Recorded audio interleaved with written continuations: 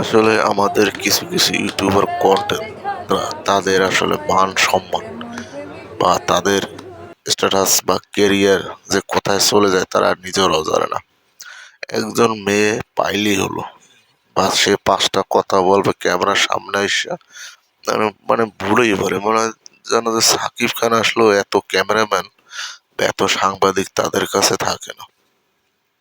এই মেয়েটা দেখুন কি একজন টিকটক, এখন একজন এমন কি সেলিব্রিটি, এটা তো ঠিক কেউ ঠিক মতো চেনে না। দেখুন তার সামনে কতগুলা ক্যামেরা পাতানো, মনে হয় জানে মানে সাকিব খানের চাইতে বড় একজন সুপারস্টার আর সামনে এসে বসে। দেখুন বুড়োই বসছে কি পরা, মানে হলো একটু এই অঙ্গভঙ্গ শরীর দেখায়, কিছু ভিডিও কলে কিছু ভিউ পড়বে এই আশায়, এবং এই এই ভিউ দেখে, এবং এই মেয়েটি এই ক্যামেরা ট্যামেরা সামনে বসে নিজেকে এমন মানে স্টার মনে করে, এমন ভাব মনে করে, সে মনে করে যে পৃথিবীতে মানে আর স্টার বলতে কিছু নেই, সে নিজেই সব কিনে এনেছে।